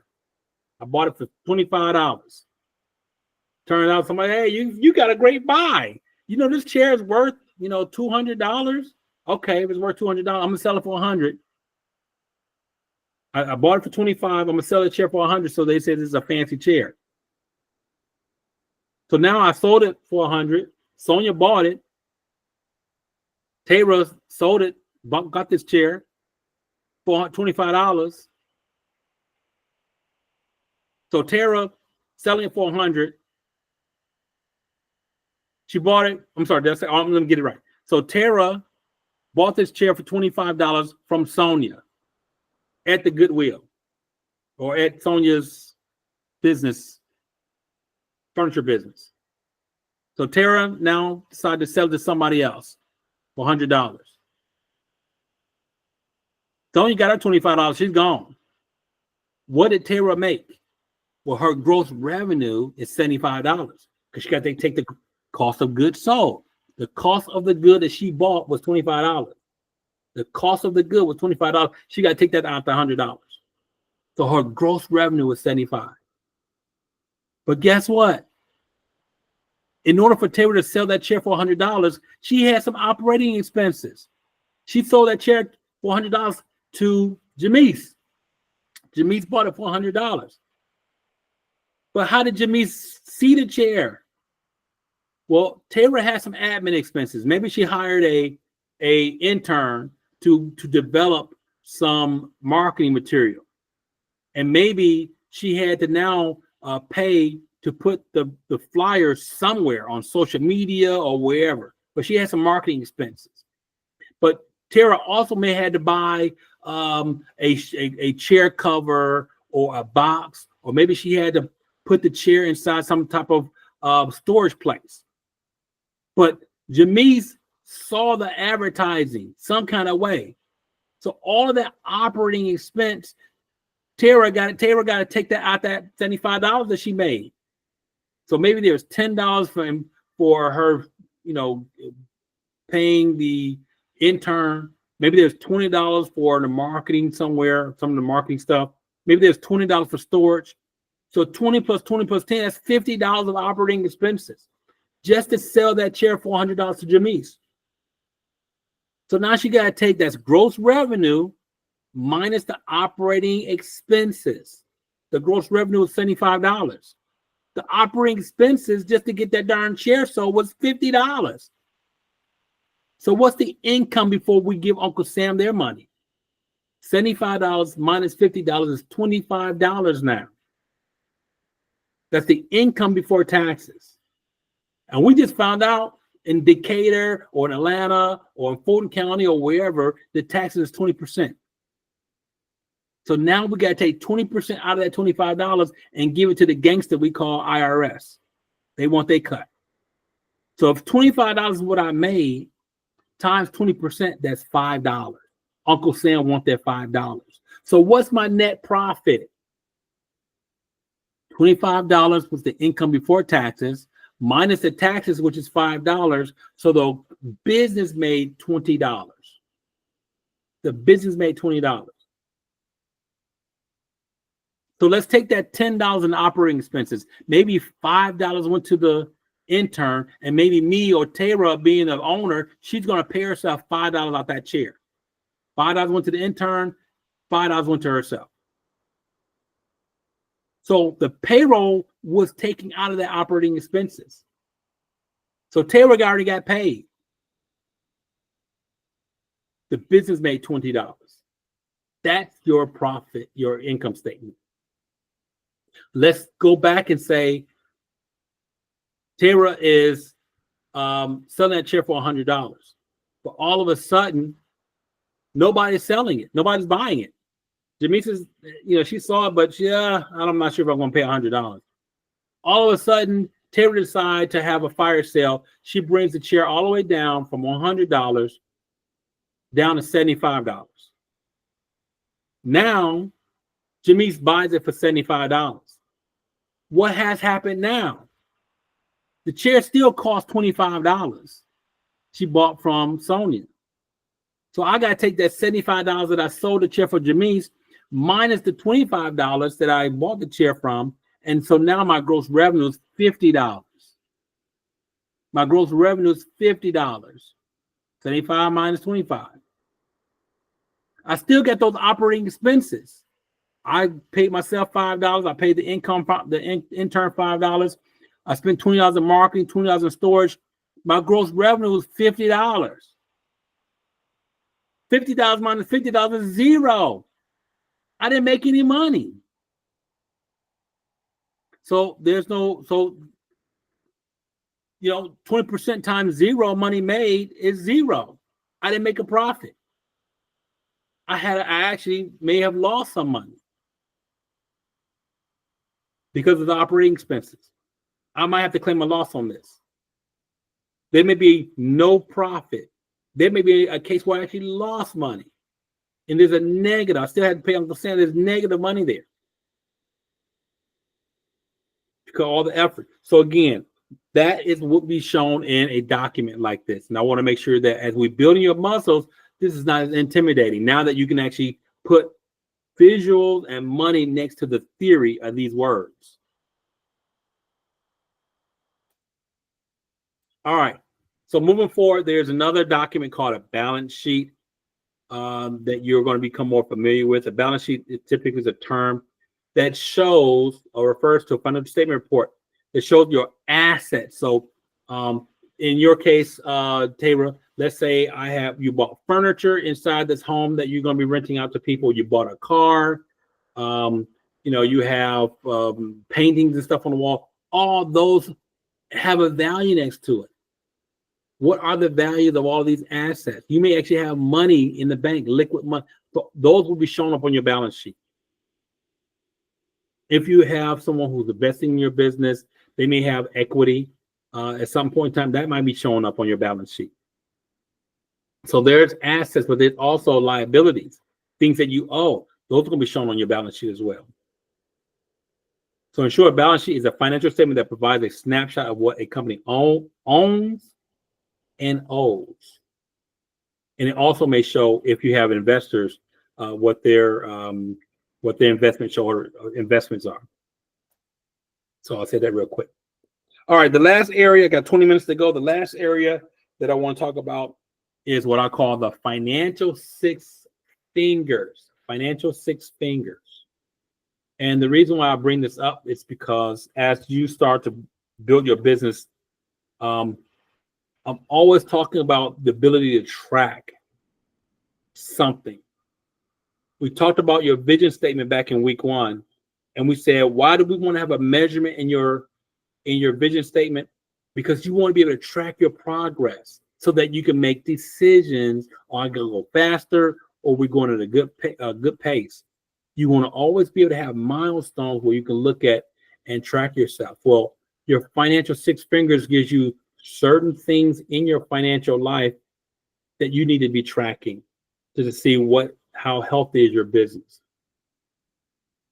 It says focus on factors we can measure that leads to results that we envision. So the areas that we're going to track, the acronym I came up with is SCIGMOR. And that represents, the S represents sales, really new sales. The C stands for change, really net change. The I stands for invoicing. I'm going to explain each of those terms in a moment. The G in lowercase m stands for gross margin. The O stands for overhead. Now, again, I'm going to explain each one of them in a moment. And the R stands for, that's the golden thumb, revenue. You want money coming in, receivables.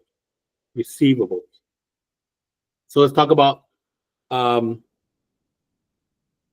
reason why the six fingers are important. Once again, we want to focus on the factors, on the things that impact profit.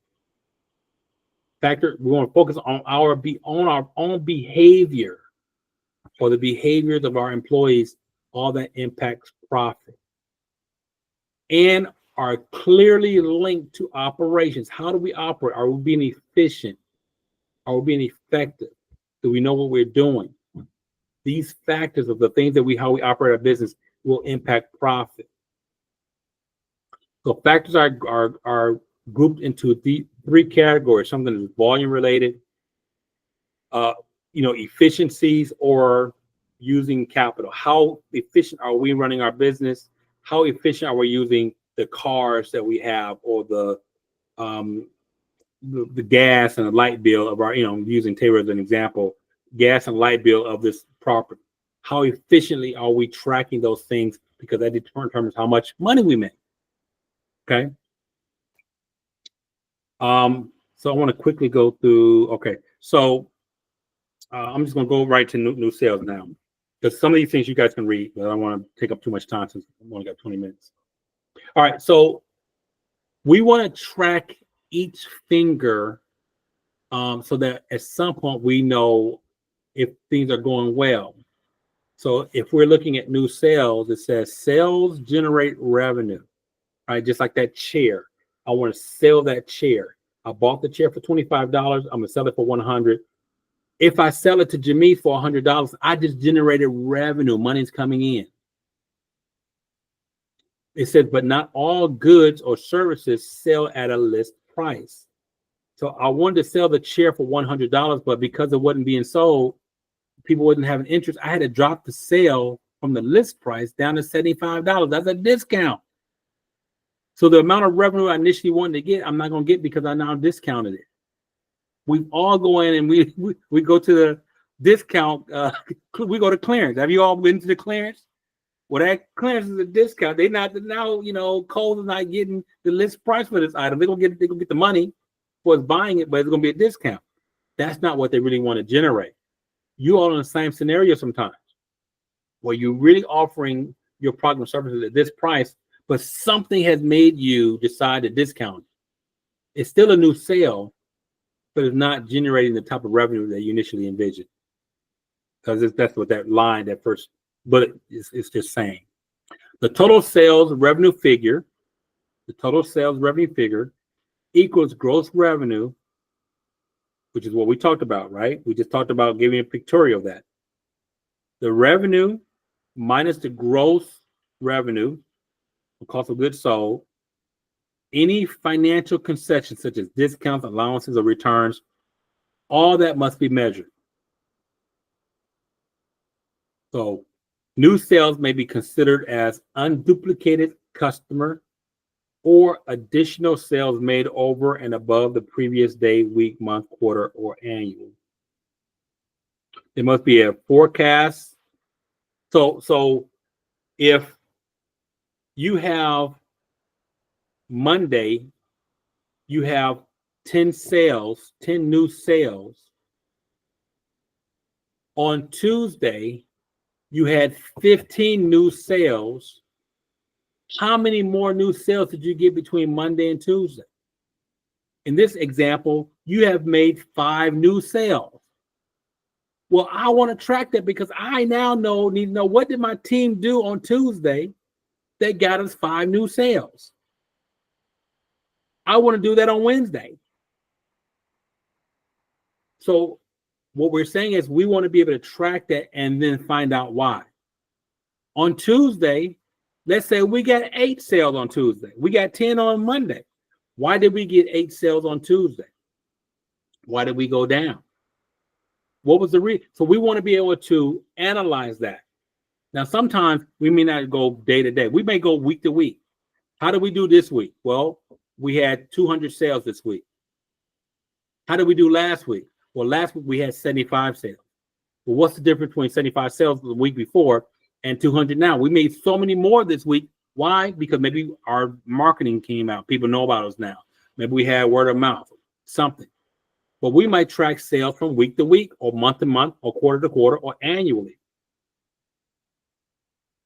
But the idea of tracking the sales allow us to be able to do something, which is the point. So finger one, tracking new sales is important to the health of our company. We have to know how the company is behaving. So those 3 bullets there says there must be a forecast for daily, weekly, monthly, quarterly, and or annual sales. So Sonia, you might say, I'm working with organizations, nonprofits, government, individuals. Each one of those groups, you might say, I want this number of sales every month from each one of these groups. So now I have a forecast. I may not get 3 sales from local government. I might not get 10 individuals who need my help. I might not get 10 organizations that are for-profit organizations that want my help. I might not get them, but each one of them is going to be a different number based on how easy or hard it is to acquire those types of businesses. But each one of them should have a forecast for each day or each week. And you want to track that. Did I make the forecast? Did I go above and beyond? I did make it. Good. I now want to make even more, grow the following day or following week by 5% or 10%. I want to increase it, opposed to doing the same amount. Everyone's business is a little bit different, but I want you to think how people grow their business. If McDonald's is saying, hey, I'm going to sell a Big Mac every week, right? Because Big Mac is on their menu. How many Big Macs are they trying to sell on Monday versus Saturday? Do you think it's the same number that they have forecast Monday and Friday or Monday and Saturday? More likely, they are forecasting more on the weekend because there may be more people, more opportunities. Kids are not in school. Maybe parents don't want to cook during the week. They've been cooking all week. They want to take the weekend off from cooking. So your products will sell differently day by day on holidays or, on weekdays or certain days of the week or certain times of the day. Understanding your product and understanding the people you're going after will allow you to forecast what type of sales you should experience. Net change. That's the change. It says net change represents the difference between the beginning and ending balance of a financial metric over a specific period of time. It said it helps businesses and investors understand the fluctuations in financial accounts and make informed decisions based on the trend. So if I am tracking how much money we made on Monday, how much money we made on Tuesday, how much money we made on Wednesday, I want to see the change. How much money we made every day and what's the change up and down? Did we make more money on Tuesday than we did on Monday? And why? Did we make more money on Wednesday than we did on Monday? Why? Or it might be, did we make more money in week one, in the first week of the month versus the third week of the month? What's the net change in those? If we're not tracking weekly, we might be tracking monthly. What's the net change between Monday of January and February? Or this month versus last month? We might be looking at net change annually. What's the difference? The idea here is that we have to change how much money we're making in certain periods of time, so we know whether or not we're trending in with right behavior. And if we're not, why? The first thing is tracking. The second thing is I need to know why we are making the money, or we're making more money than we expected. Why? And then we have to make some decisions. The only reason why there's a financial six fingers is so that we can make a decision to do something that's going to help the business. Finger number 3 is invoicing. Invoicing means that we are actually telling someone, you owe us money. We want to track how many times we invoice someone.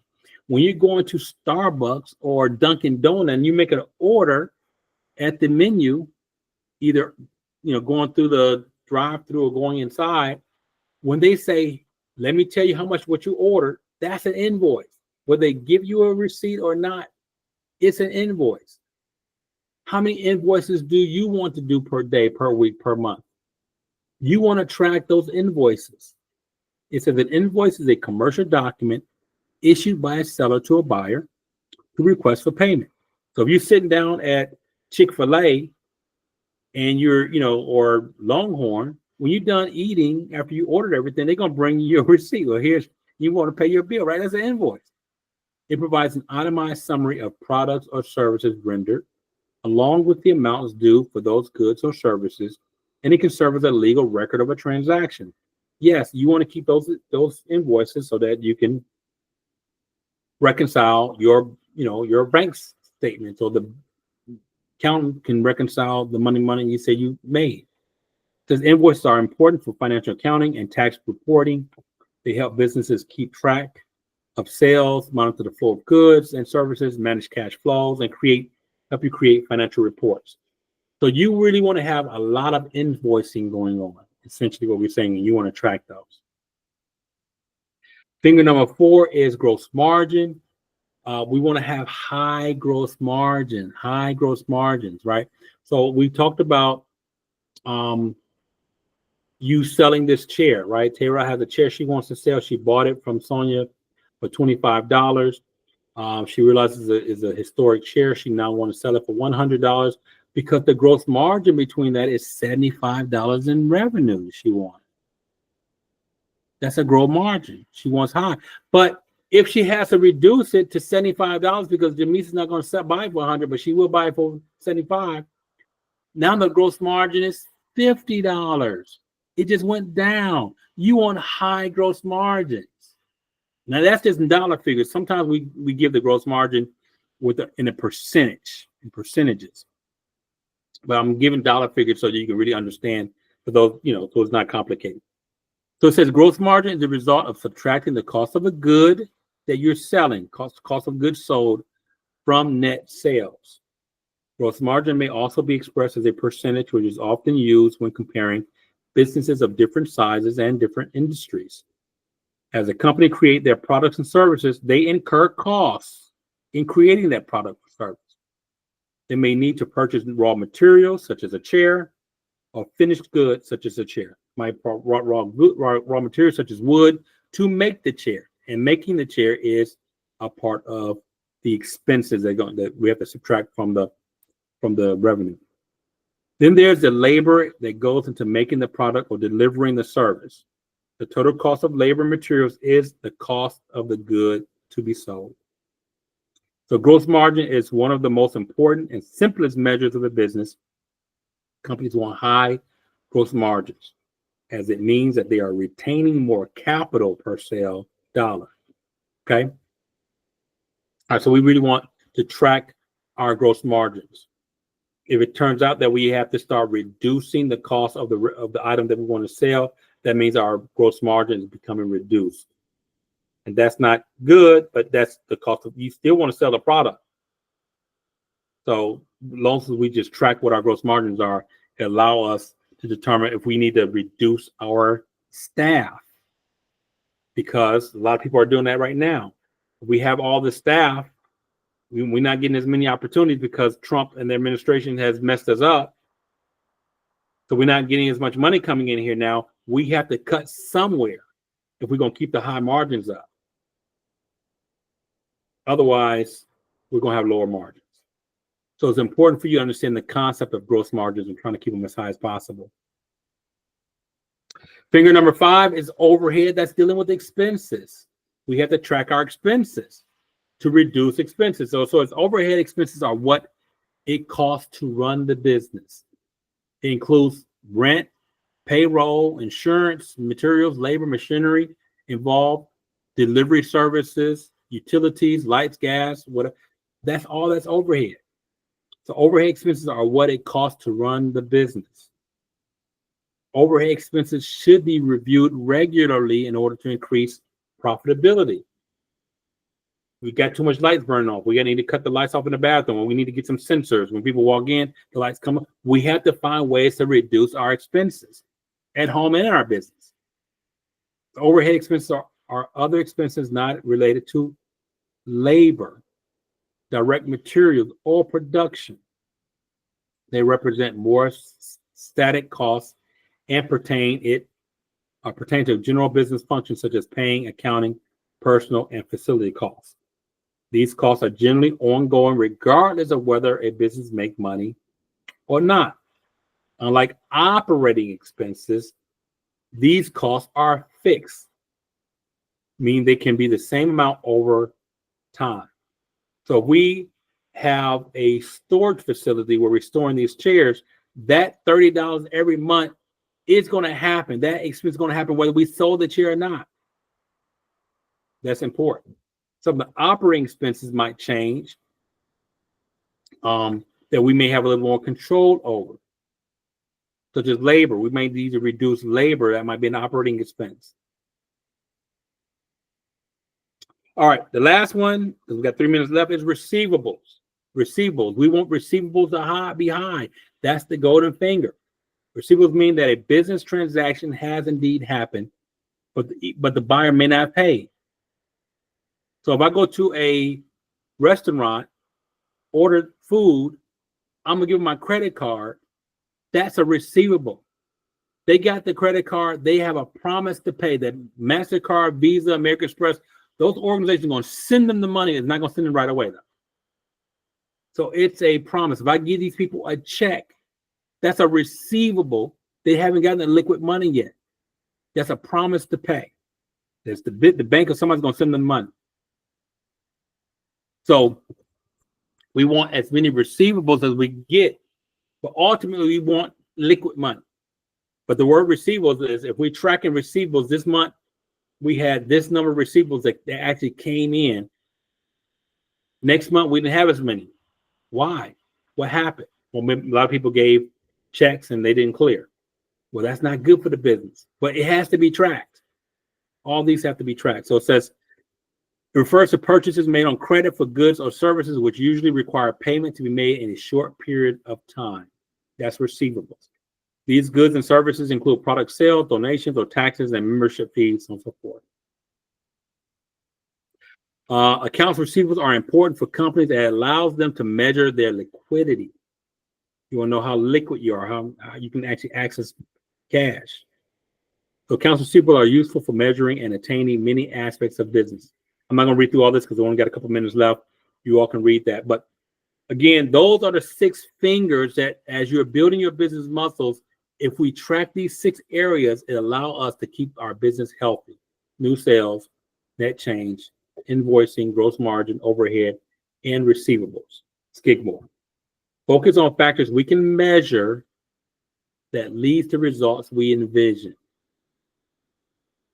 All right, so that's it for today. Quick recap. We talked about financial strategies.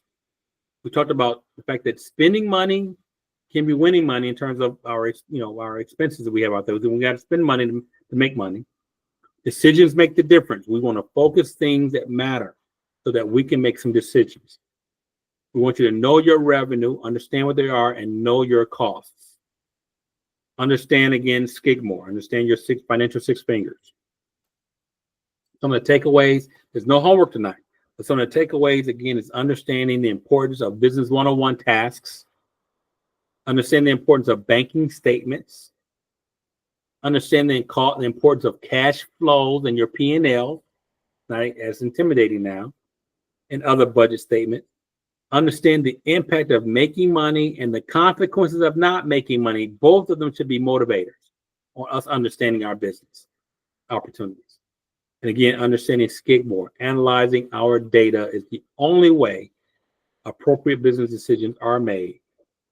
Bad information or no information are the ingredients of bad information, bad decisions being made. All right, so that's the end of the 8 o'clock straight up. That's the end of session 5. Keep working on your homework assignments or start to tweak them as you need. But analysis paralysis, so don't stay so much on one area. Once you get a nice enough draft, plug it, send it to me, and we can tweak that baby a little bit more. Money making model, show me the money. That's what today's session was about. Understand, again, your financial tax strategies can impact your area of control. So we know what our taxes are.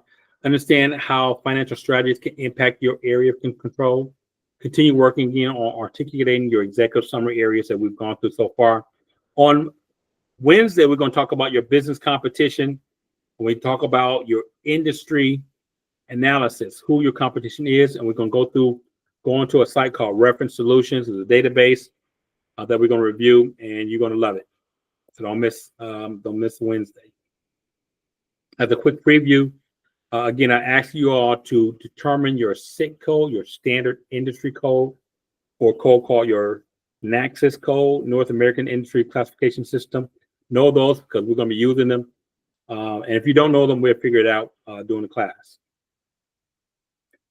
All right, so here is a quick sheet on what we're going to talk about on Wednesday. This is, again, your competition layout for office leverage. We're going to talk about how they came to those answers, and again, what their paragraph looked like for the competition.